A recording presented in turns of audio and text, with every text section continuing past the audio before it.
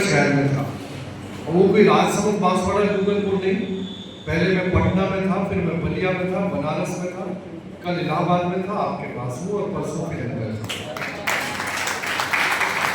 मैं जब तमिलनाडु पहली बार गया था, बहुत टीएसपी था मैं चित्तौड़गढ़ में, तो मैंने ट्रेन में ही बैठ के 50-60 लाइनें तमिल में लिखी थी कि वहाँ के लोगों से तमिल में बात कर सकूं। लेकिन अंदर से भावना ये होती थी कि जब मैं तमिल बोलूं तो उनसे हिंदी बुलवाऊं। यूनाइटेड नेशंस में 2 साल संयुक्त राष्ट्र संघ में मानवाधिकार प्रशिक्षक के रूप में कार्य करने का मौका मिला और जब मैं क्रोएशिया में था तो वहाँ की बोली मैंने 15 दिन में सीख ली और एक महीने बाद लोग ये समझने लगे कि ये यहीं के रहने वाले हैं। लेकिन 44 देशों के पुलिस ऑफिसर्स के साथ जब मैंने काम किया तो उनको सबको मैंने नमस्कार कैसे हैं जय हिंद सिखा दिया।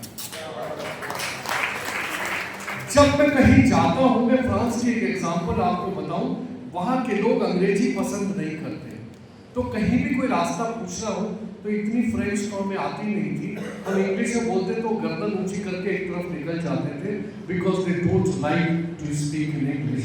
बट मैंने उनसे हिंदी में जब बात की, भाई साहब मुझे आपसे सहयोग की अपेक्षा, वो रुक करके समझने की कोशिश करते थे और मदद करते थे। उनको लगता था कोई बाहर है, इसकी हेल्प की जाए, अंग्रेजों की नहीं।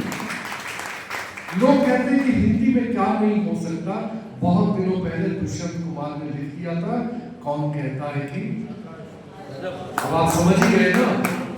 मुझे याद आता है कमाल पाशा ने जब अपने एक्सपर्ट्स के साथ टर्की बनने के बाद कहा कि तुर्की को इस देश की राजभाषा कितने दिन में बनाया जा सकता है। समिति ने 4-5 महीने में इतनी लंबी रिपोर्ट बना के दी, इतने बड़े वॉल्यूम दिए कि कम से कम 6 साल में हम तुर्की को यहाँ की राजभाषा बना देंगे। कमाल अतातुर्क ने नाराज होकर उसको डस्टबिन में डाला और कल सुबह 10 बजे से तुर्की इस देश की भाषा होगी और हो गई। ये जो आप स्टालिन और पता नहीं कौन दक्षिण में इतने सारे नाम गिनाने की जरूरत नहीं है। दोनों भाई मिलके महाराष्ट्र में भाइयों के नाम बताने की जरूरत नहीं है। जो हिंदी के बारे में कह रहे हैं ना, केवल राजनीति है और कुछ नहीं है। आप चेन्नई में चले जाइए, महाबलीपुरम और जो वहाँ का प्रसिद्ध कॉस्ट है, वहाँ जाके देखिएगा, जो भी बंदा सामान बेच रहा है हिंदी में बात कर रहा है। क्यों? क्योंकि उसको सामान बेचना है और जैसे ही वो राजनीति मंच में आता है हिंदी को गाली देना शुरू कर देता है। 4-5 गुजरात की औरतों के साथ बैठ के मैं ट्रेन में एक बार बात कर रहा था, उन्होंने कहा मुझे हिंदी नहीं आती, मतलब वो बता रही थी कि हिंदी हम नहीं बोलते। और उसके बाद दोनों तीनों औरतें मिलके अमिताभ बच्चन और राजेश खन्ना की फिल्मों की आधा घंटे चल खाने के दांत और दिखाने के दांत और अरे हिंदी वो है जिसके बिना हम कुछ नहीं है। आधे से ज्यादा भारत, आधे से ज्यादा, मोर देन 75%।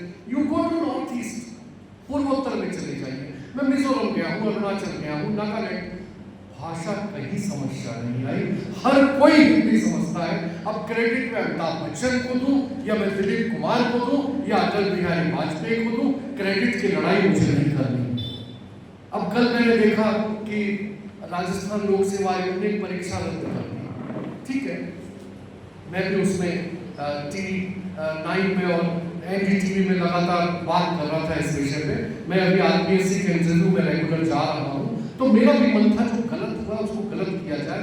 मैं देख रहा था बोलिया साहब, कल 2 राजनेता इस बात के लिए लड़ रहे थे आपस में टीवी पे कि ये मैंने कैंसिल कराई। व्हाट नॉनसेंस, क्या बात कर रहे हैं आप? कैंसिल हो गई ना, अब मुझे पता है कि लोग अपील में जाएंगे, वो एक अलग मुद्दा है। कृष्ण होने का अर्थ क्या है? रत्तू साहब क्या पता इस बात को गवाही देंगे। कृष्ण होने का अर्थ रास रचाना ही नहीं है। कृष्ण होने का अर्थ शिशुपाल का वध करना। कृष्ण होने का अर्थ उस सुदामा को गले लगाना। हम कृष्ण के एक रूप में खो जाते हैं। नहीं, तुमने मेरे मौत को समझ लिया, तुम समझदार हो गए। तुमने मेरे मौत को समझ लिया, समझदार हो गए, आओ मेरे पास बैठो, 2 शब्द बोल देता हूं क्योंकि तू नासमझ मुझसे ज्यादा अच्छे थे। Thank you very much. फिर बात करेंगे।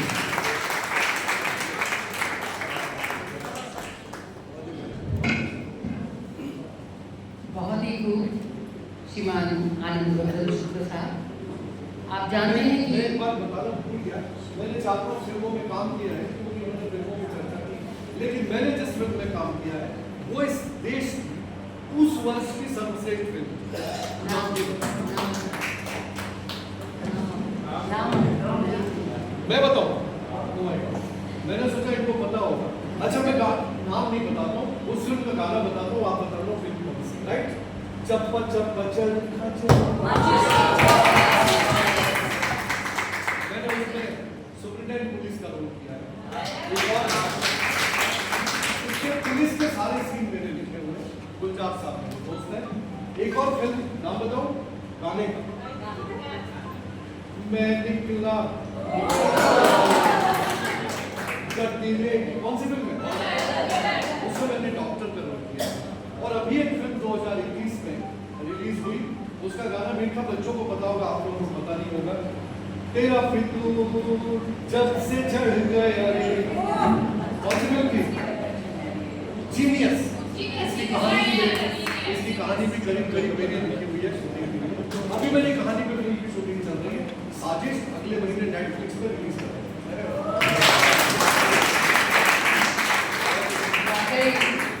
कमाल लाजवाब, अभी साजे दिल में तराने बहुत हैं, अभी जिंदगी के बहाने बहुत हैं, अब गैरों के घर में क्या ढूंढने जाएं जब अपने ही घर में खतराने होते हैं। बहुत शानदार शख्सियत। आप सभी जानते हैं कि कुछ लोग भले ही मुनाफा भले ना दें मगर हमारी ज़िंदगी को अमीर बना देते हैं। पानी चेहरे तो खूब हैं मगर सबके दिल, सबके मन, सबके जीवन इतने खूबसूरत नहीं होते। ऐसे अनमोल लोग अपनी ऊंची यश काया कीर्ति को पाते हैं। आज के इस अवसर समारोह में